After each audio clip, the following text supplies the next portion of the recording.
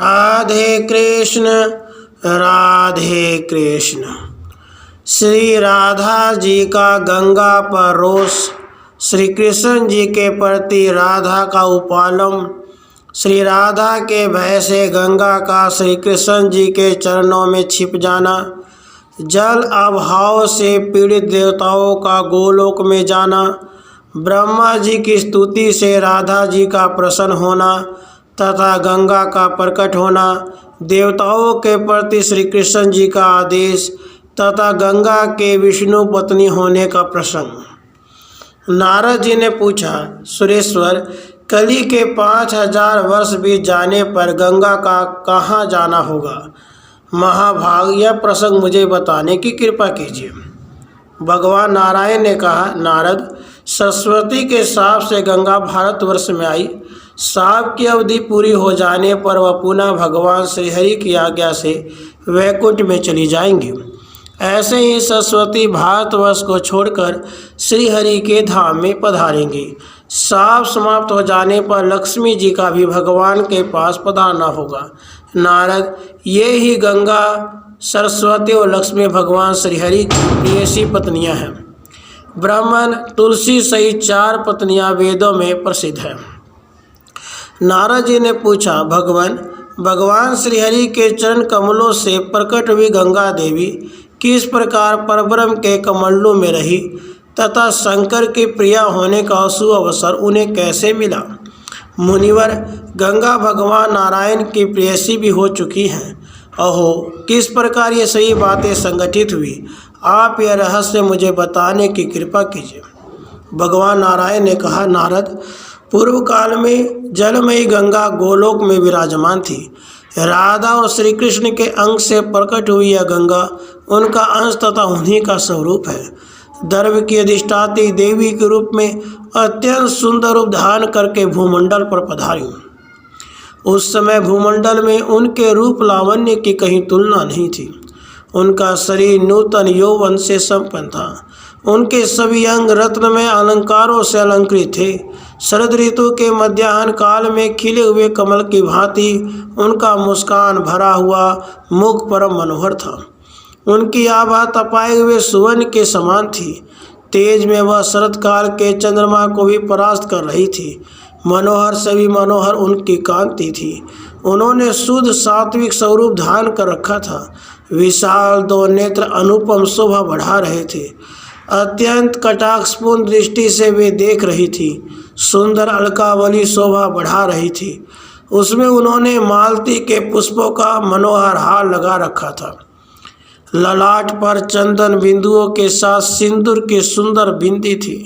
दोनों मनोहर कंठस्थलों पर कस्तूरी से पत्र रचनाएं हुई थी। नीचे उनका अधर ओष्ठ इतना सुंदर था मानो दोपहरिया का विकसित फूल हो। दांतों की अत्यंत उज्जवल पंक्ति पके हुए अनार के दानों की भांति चमक रही थी। अग्नि शुद्ध 2 दिव्य वस्त्रों को उन्होंने धारण कर रखा था। ऐसी वे गंगा लज्जा का भाव प्रदर्शित करती हुई भगवान श्री कृष्ण के पास विराजमान हो गई। वे अंचल से अपना मुंह ढककर निर्निमेष नेत्रों से भगवान के मुख रूपी अमृत का निरंतर प्रसन्नतापूर्वक पान कर रही थी। उनका मुखमंडल प्रसन्नता से खिल रहा था। भगवान श्री कृष्ण के रूप ने उन्हें बेसु तथा अत्यंत पुलकायमान बना दिया था। इतने में भगवती राधिका वहां पधार कर विराजमान हो गई। उस समय राधा के साथ असंख्य गोपियां थीं। राधा की कांति ऐसी थी मानो करोड़ों चंद्रमाओं की ज्योत्सना एक साथ प्रकट हो। वे उस समय क्रोध की लीला करना चाहती थी, अतः उनकी आंखें लाल कमल की तुलना करने लगी। उनका वन पीले चंपक की तुलना कर रहा था तथा उनकी चाल ऐसी थी मानो मतवाला गजराज हो। अमूल्य रत्नों से बने हुए नाना प्रकार के आभूषण उनके श्री विग्रह की शोभा बढ़ा रहे थे। उनके शरीर पर अमूल्य रत्नों से जटित 2 दिव्य चिन्मय पीताम्बर शोभा पा रहे थे। भगवान श्री कृष्ण के अर्घ्य से सुशोभित चरण कमलों को उन्होंने हृदय में धारण कर रखा था। सर्वोत्तम रत्नों से बने हुए विमान से उतरकर वे वहां पधारी थीं। ऋषिगण उनकी सेवा में संलग्न थे। शवच चंवर जुलाया जा रहा था। कस्तूरी के बिंदु से युक्त, चंदनों से समन्वित, प्रज्वलित दीपक के समान आकार वाला बिंदु रूप से शोभायमान सिंदूर उनके ललाट के मध्य भाग में शोभा पा रहा था। उनके सीमंत का निचला भाग परम स्वच्छ था। पारिजात के पुष्पों की सुंदर माला उनके गले में सुशोभित थी। अपनी सुंदर अलकावली को कंपाती हुई वे स्वयं भी कंपित हो रही थी। रोज के कारण उनके सुंदर राग युक्त ओष्ठ फड़क रहे थे। भगवान श्री कृष्ण के पास जाकर वे सुंदर रत्नमय सिंहासन पर विराजित हो गई। उनको पधारे देखकर भगवान श्री कृष्ण उठ गए और कुछ हंसकर आश्चर्य प्रकट करते हुए मधुर वचनों में उनसे बातचीत करने लगे। उस समय गोपों के भय की सीमा नहीं रही। नम्रता के कारण कंधे झुकाकर उन्होंने भगवती राधिका को प्रणाम किया और वे उनकी स्तुति करने लगे। परब्रह्म श्री कृष्ण ने भी राधिका की स्तुति की। गंगा भी तुरंत उठ गई और उन्होंने राधा का स्तवन किया। उनके हृदय में भय छा गया था। अत्यंत विनय प्रकट करते हुए उन्होंने राधा से कुशल पूछी। वे डर कर नीचे खड़ी हो गई। उन्होंने ध्यान के द्वारा मन ही मन श्री कृष्ण के चरणारविंदों की शरण ली। गंगा के हृदय स्थित कमल के आसन पर विराजमान भगवान श्री कृष्ण ने उस समय डरी हुई गंगा को आश्वासन दिया। इस प्रकार सर्वेश्वर श्री कृष्ण से वर पाकर देवी गंगा स्थिर चित हो सकी। अब गंगा ने देखा देवी राधिका ऊंचे सिंहासन पर बैठी हैं। उनका रूप परम मनोहर है। वे देखने में बड़ी सुखप्रद है। ब्रह्म तेज से उनका श्री विग्रह प्रकाशमान हो रहा है। वे सनातनी देवी सृष्टि के आदि में असंख्य ब्रह्माओं को रचती हैं। उनकी अवस्था सदा 12 वर्ष की रहती है। अभिनव यौवन से उनका विग्रह परम शोभा पाता है। अखिल विश्व में उनके सदृश रूपवती और गुणवती कोई भी नहीं है। वे परम शांत, कमनीय, अत्यंत परम साध्वी और आदि अंत रहित है। उन्हें शुभा, सुभद्रा और सुभगा कहा जाता है। अपने स्वामी के सौभाग्य से वे सदा संपन्न रहती हैं। संपूर्ण स्त्रियों में वे श्रेष्ठ है तथा परम सौंदर्य से सुशोभित है। उन्हें भगवान श्री कृष्ण के अर्धांगिनी कहा जाता है। तेज अवस्था और प्रकाश में वे भगवान श्री कृष्ण के ही समान हैं। लक्ष्मीपति भगवान विष्णु ने लक्ष्मी को साथ लेकर उन महालक्ष्मी की उपासना की है। परमात्मा श्री कृष्ण की समुज्ज्वल सभा को ये अपनी कांति से सदा आच्छादित करती हैं। सखियों का दिया हुआ दुर्लभ पान उनके मुख में शोभा पा रहा है। वे स्वयं अजन्मा होती हुई ही अखिल जगत की जननी है। उनकी कीर्ति और प्रतिष्ठा विश्व में सर्वत्र विस्तृत है। वे भगवान श्री कृष्ण के प्राणों की साक्षात अधिष्ठात्री देवी हैं। उन परम सुंदरी को भगवान प्राणों से अधिक प्रिय मानते हैं। नारद रासेश्वरी श्री राधा के स्वरूपम झांकी को देखकर गंगा का मन तृप्त न हो सका। वे निर्निमेष नेत्रों से निरंतर राधा सौंदर्य सुधा का पान करती रहीं। मुनि इतने में राधा ने मधुर वाणी में जगदीश्वर भगवान श्री कृष्ण से कहा। उस समय श्री राधा का विग्रह परम शांत था। उनमें नम्रता आ गई थी और उनके मुख पर मुस्कान छाई थी। श्री राधा ने कहा, प्राणेश, आपके प्रसन्नमुख कमल को मुस्कुरा कर निहारने वाली यह कल्याणी कौन है? इसके तिरछे नेत्र आपको लक्ष्य कर रहे हैं। इसके भीतर मिलने की इच्छा का भाव जागृत है। आपके मनोहर रूप ने इसे अचेत कर दिया है। इसके सर्वांग पुलकित हो रहे हैं। वस्त्र से मुंह ढककर बार बार आपको देखा करना मानो इसका स्वभाव ही बन गया है। आप भी उसकी ओर दृष्टिपात करके मधुर मधुर हंस रहे हैं। आप अनेक बार ऐसा करते हैं और कोमल स्वभाव की स्त्री जाति होने का प्रेम वश में क्षमा कर देती हूँ। आपने विरजा रजोगुण रहिता देवी से प्रेम किया, फिर वह अपना शरीर त्याग कर महानदी के रूप में परिणत हो गई। आपकी सत्कृति स्वरूपिणी वह देवी नदी रूप में अब भी विराजमान है। आपके ओरस पुत्र के रूप में उससे समय अनुसार 7 समुद्र हो गए। प्राणनाथ, आपने शोभा से प्रेम किया, वह भी शरीर त्याग कर चंद्रमंडल में चली गई। उसके बाद उसका शरीर परम स्निग्ध तेज बन गया। आपने उस तेज को टुकड़े टुकड़े करके वितरण कर दिया। रत्न, सुवर्ण, श्रेष्ठ मणि, स्त्रियों के मुख कमल, राजा पुष्पों की कलियां, पके हुए फल, लहलहाती खेतियाँ, राजाओं के सजे धजे महल, नवीन पात्र और दूध, ये सब आपके द्वारा उस शोभा के कुछ कुछ भाग पा गए। मैंने आपकी परवा के साथ प्रेम करते देखा। वह भी शरीर त्याग कर सूर्यमंडल में प्रवेश कर गई। उस समय उसका शरीर अत्यंत तेजमय बन गया। उस तेजमयी प्रभा को आपने विभाजन करके जगह जगह बांट दिया। श्री कृष्ण, आपकी आंखों से दूर हुई प्रभा अग्नि, यक्ष, नरेश, देवता, वैष्णव जन, नाग, ब्राह्मण, मुनि, तपस्वी, सौभाग्यवती स्त्री तथा यशस्वी पुरुष, इन सबको थोड़े थोड़े रूपों में प्राप्त हुई।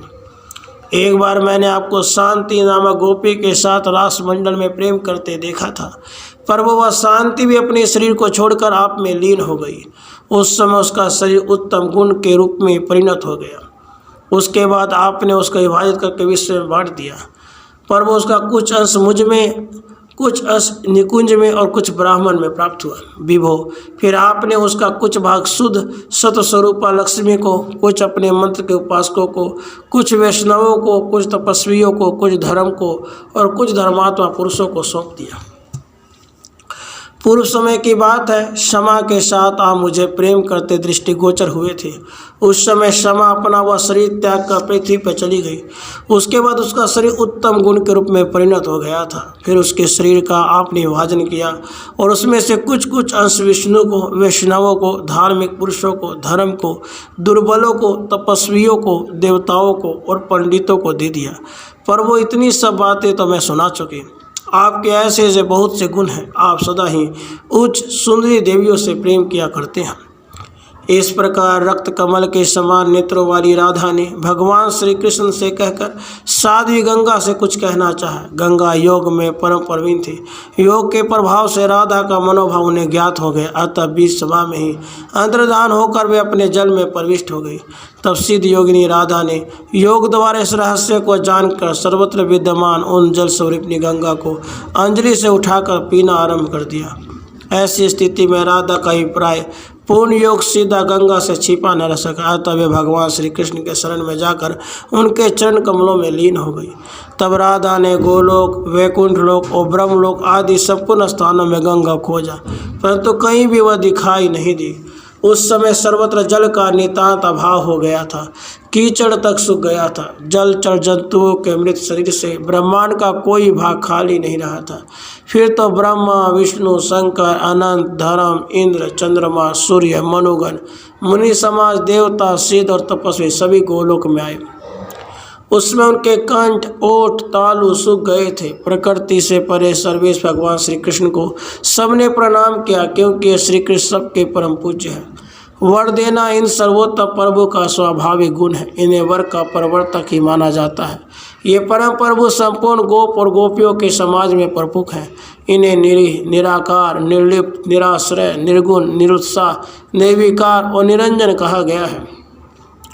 भक्तों पर अनुग्रह करने के लिए अपनी इच्छा से ये साकार रूप में प्रकट हो जाते हैं। ये सत्य स्वरूप, सत्य साक्षी स्वरूप और सनातन पुरुष है। इनसे बढ़कर जगत में दूसरा कोई शासक नहीं है। इसलिए इन पूर्ण ब्रह्म परमेश्वर भगवान श्री कृष्ण को उन ब्रह्मा आदि समस्त उपस्थित देवताओं ने प्रणाम करके स्तवन आरंभ कर दिया। भक्ति का उनके कंधे झुक गए थे। उनकी वाणी गदगद हो गई थी। आंखों में आंसू भर आए थे। उनके सभी अंगों में पुलकावली छाई थी। सबने उन परात्पर ब्रह्म भगवान श्री कृष्ण की स्तुति की। इन सर्वेश प्रभु का विग्रह ज्योतिमय है। संपूर्ण कारणों के भी ये कारण है। ये उस समय अमूल्य रत्नों से निर्मित दिव्य सिंहासन पर विराजमान थे। गोपाल इनकी सेवा में संलग्न होकर श्वेत चंवर झुला रहे थे। गोपियों के नृत्य को देखकर प्रसन्नता का इनका मुखमंडल मुस्कान से भरा था। प्राणों से भी अधिक प्रिय राधा इनके वक्षस्थल पर शोभा पा रही थी। उनके दिए हुए सुवासित पानी चबा रहे थे। ऐसे ये देवाधिदेव परिपूर्णतम भगवान श्री कृष्ण रास मंडल में विराजमान थे। वहीं मुनियों, मनुष्यों, सिद्धों, तपस्वियों ने तप के प्रभाव से इनके दिव्य दर्शन प्राप्त किए। दिव्य दर्शन से सबके मन में अपार हर्ष हुआ। साथ ही आश्चर्य की सीमा भी न रही। सही परस्पर एक दूसरे को देखने लगे। तत्पश्चात उस समस्त सज्जनों ने अपना अभीष्ट अभिप्राय जगत प्रभु चतुरानंद ब्रह्मा से निवेदन किया। ब्रह्मा जी उनकी प्रार्थना सुनकर विष्णु को दाहिने और महादेव को बाएं करके भगवान श्री कृष्ण के निकट पहुँचे। उस समय परम आनंद स्वरूप श्री कृष्ण और परम आनंद स्वरूपनी श्री राधा साथ विराजमान थी। उस इसमें ब्रह्मा ने रासमंडल को केवल श्री कृष्ण में देखा। उस सबकी वेशभूषा एक समान थी, सभी एक जैसे आसनों पर बैठे थे, द्विभुज श्री कृष्ण के रूप में परिणत। सभी ने हाथों में मुरली ले रखी थी, वनमाला सबकी छवि बढ़ा रही थी, सबके मुकुट में मोर के पंख थे, कौस्तुभमणि से वे सभी परम सुशोभित थे। गुण, भूषण, रूप, तेज, अवस्था और परवा से संपन्न उन सब का अत्यंत कमनीय विग्रह परम शांत था। सभी परिपूर्णतम थे और सभी शक्तियां सन्निहित थी। उन्हें देखकर कौन सेवक है, कौन सेव्य, इस बात का निर्णय करने में ब्रह्मा सफल नहीं हो सके। क्षण भर में ही भगवान श्री कृष्ण तेजा स्वरूप हो जाते और तुरंत आसन पर बैठे हुए भी दिखाई पड़ते लगते। एक ही क्षण में उनके दो रूप निराकार और साकार ब्रह्मा को दृष्टि गोचर हुए। फिर एक ही क्षण में ब्रह्मा जी ने देखा कि भगवान श्री कृष्ण अकेले हैं। इसके बाद तुरंत ही झट उन्हें राधा और श्री कृष्ण प्रत्येक आसन पर बैठे दिख पड़े। फिर क्या देखते हैं कि भगवान श्री कृष्ण ने राधा का रूप धारण कर लिया है और राधा ने श्री कृष्ण का। कौन स्त्री के वेश में है, कौन पुरुष के वेश में, विधाता इस रहस्य को समझ न सके। तब ब्रह्मा जी ने अपने हृदय रूपी कमल पर विराजमान भगवान श्री कृष्ण का ध्यान किया। ध्यान चक्षु से भगवान दिख गए, अतः अनेक प्रकार से परिहार करते हुए भक्ति पूर्वक उनकी स्तुति की। तत्पश्चात भगवान की आज्ञा से उन्होंने अपनी आंखें मूंद ली। फिर देखा तो श्री राधा को वक्षस्थल पर बैठाए हुए भगवान श्री कृष्ण आसन पर अकेले ही विराजमान है। इन्हें पार्षदों ने घेर रखा है। झुंड की झुंड गोपियां इनकी शोभा बढ़ा रही है। फिर उन ब्रह्मा प्रभृति प्रधान देवताओं ने परम प्रभु भगवान का दर्शन करके प्रणाम किया और स्तुति की। तब जो सबके आत्मा, सब कुछ जानने में कुशल, सबके शासक तथा सर्वभावन है, उन लक्ष्मीपति पर ब्रह्म भगवान श्री कृष्ण ने उपस्थित देवताओं का अभिप्राय समझकर उनसे कहा। भगवान श्री कृष्ण बोले, ब्राह्मण आपके कुशल हो, यहाँ आइए। मैं समझ गया आप सही महानुभाव गंगा को ले जाने के लिए यहाँ पधारे हैं, परंतु इस समय यह गंगा शरणार्थी बनकर मेरे चरण कमलों में छिपी है, कारण वह मेरे पास बैठी है। राधा जी उसे देखकर पी जाने के लिए उद्यत हो गई। तब वह चरणों में आकर ठहर गए। मैं आप लोगों को उसे सहज दे दूंगा, परंतु आप पहले उसको निर्भय बनाने का पूर्ण प्रयत्न करें। नारद, भगवान श्री कृष्ण की यह बात सुनकर कमल उद्भव ब्रह्मा जी का मुख मुस्कान से भर गया। फिर तो वे संपूर्ण देवता जो सबकी आराध्या तो भगवान श्री कृष्ण भी सुपूजिता है, उन भगवती राधा की स्तुति करने में संलग्न हो गए। भक्ति का अत्यंत विनीत होकर ब्रह्मा जी ने अपने चारों मुखों से राधा जी की स्तुति की। चारों वेदों के प्रणेता चतुरानन ब्रह्मा ने भगवती राधा का इस प्रकार स्तवन किया। ब्रह्मा जी बोले, देवी, यह गंगा आपके तथा भगवान श्री कृष्ण के अंग से समुत्पन्न है। आप दोनों महानुभाव रास मंडल में पधारे थे।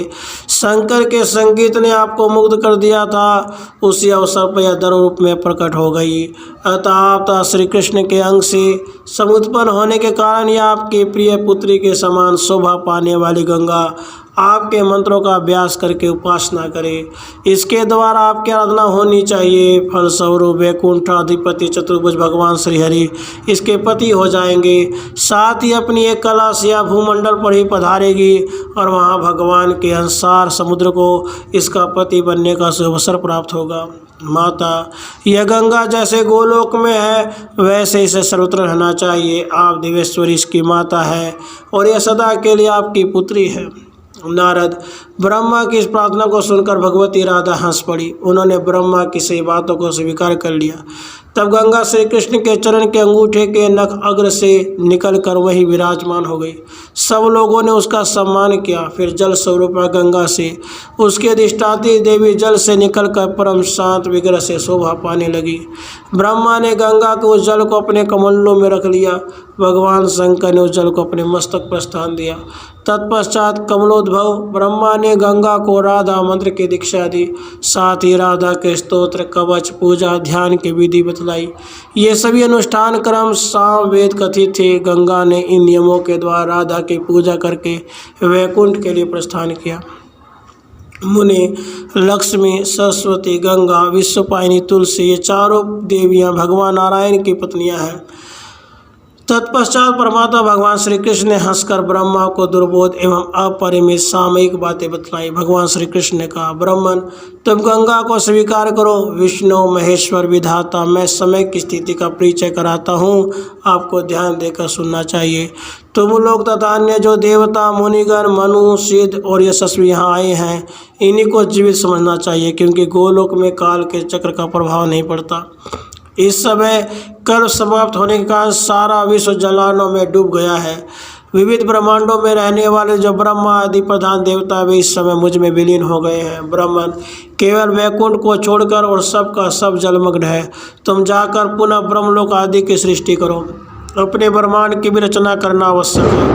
इसके पश्चात गंगा वहाँ जाएगी। इसी प्रकार मैं अन्य ब्रह्मांडों में भी इस सृष्टि के अवसर पर ब्रह्मा आदि लोगों की रचना का प्रयत्न करता हूँ। अब तुम देवताओं के साथ यहाँ से शीघ्र पधारो। बहुत समय व्यतीत हो गया, तुम लोगों में कई ब्रह्मा समाप्त हो गए और कितने अभी होंगे भी। मुने इस प्रकार कहकर परम आराध्य राधा के प्राणपति भगवान श्री कृष्ण अंतःपुर में चले गए। ब्रह्मा प्रभृति देवता वहां से चलकर यत्नपूर्वक पुनः सृष्टि करने में तत्पर हो गए। फिर तो गोलोक, वैकुंठ, शिवलोक और ब्रह्मलोक तथा अन्यत्र भी जिस जिस स्थान में गंगा को रहने के लिए परब्रह्म परमात्मा भगवान श्री कृष्ण ने आज्ञा दी थी, उस स्थान के लिए उसने प्रस्थान कर दिया। भगवान श्री कृष्ण के चरण कमल से गंगा प्रकट हुई, इसलिए उसे लोग विष्णुपदी कहने लगे। ब्राह्मण, इस प्रकार गंगा के इस उत्तम उपाख्यान का वर्णन कर चुका। इस सारगर्भित प्रसंग से सुख और मोक्ष सुलभ हो जाते, अतः अब तुम्हें क्या सुनने की इच्छा है? नारद ने कहा, भगवान, लक्ष्मी, सरस्वती, गंगा और जगत की पावन बनाने वाली तुलसी, ये चारों देवियाँ भगवान नारायण की ही प्रिया है। यह प्रसंग तथा गंगा के वैकुंठ को जाने की बात मैं आपसे सुन चुका, परंतु गंगा विष्णु की पत्नी कैसी हुई, यह वृत्तांत सुनने का अवसर मुझे नहीं मिला, उसे कृपया सुनाइए। भगवान नारायण बोले, नारद, जब गंगा वैकुंठ में चली गई तब थोड़ी देर के बाद जगत की व्यवस्था करने वाले ब्रह्मा भी उसके साथ ही वैकुंठ पहुँचे और जगत प्रभु भगवान श्री हरि को प्रणाम करके कहने लगे। ब्रह्मा जी ने कहा, भगवान, श्री राधा और श्री कृष्ण के अंग से प्रकट हुई ब्रह्म द्रव स्वरूपिणी गंगा इस समय एक सुशीला देवी के रूप में विराजमान है। दिव्य यौवन से संपन्न होने के कारण उसका शरीर परम मनोहर जान पड़ता है। शुद्ध एवं सत्व स्वरूपिणी उस देवी ने क्रोध और अहंकार लेश मात्र के लिए भी नहीं है। श्री कृष्ण के अंग से प्रकट हुई वह गंगा उन्हें छोड़ किसी दूसरे को पति नहीं बनाना चाहते, किंतु परम तेजस्वी राधा ऐसा नहीं चाहती। वह मानिनी राधा इस गंगा को पी जाना चाहती थी, परंतु बड़ी बुद्धिमानी के साथ यह परमात्मा श्री कृष्ण के चरण कमलों में प्रविष्ट हो गई।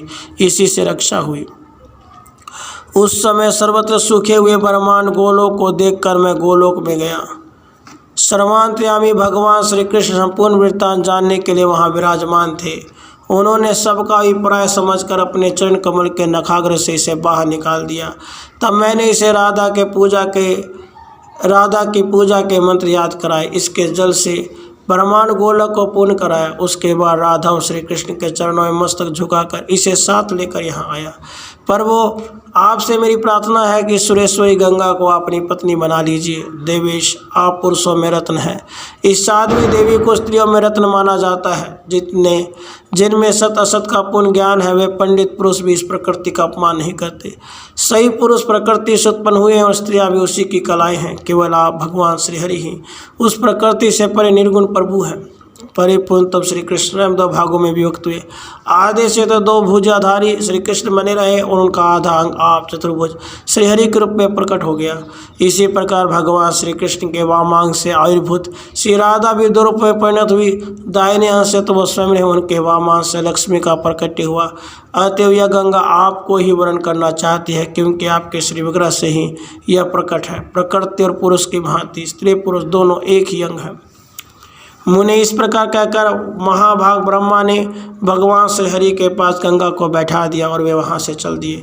फिर तो स्वयं श्रीहरि ने विवाह के नियमानुसार गंगा के पुष्प एवं चंदन से चर्चित कर कमलों को ग्रहण कर लिया और वे उसके प्रियतम पति बन गए। जो गंगा पृथ्वी पर पधार चुकी थी वह भी समय अनुसार अपने उस स्थान पर पुनः आ गई।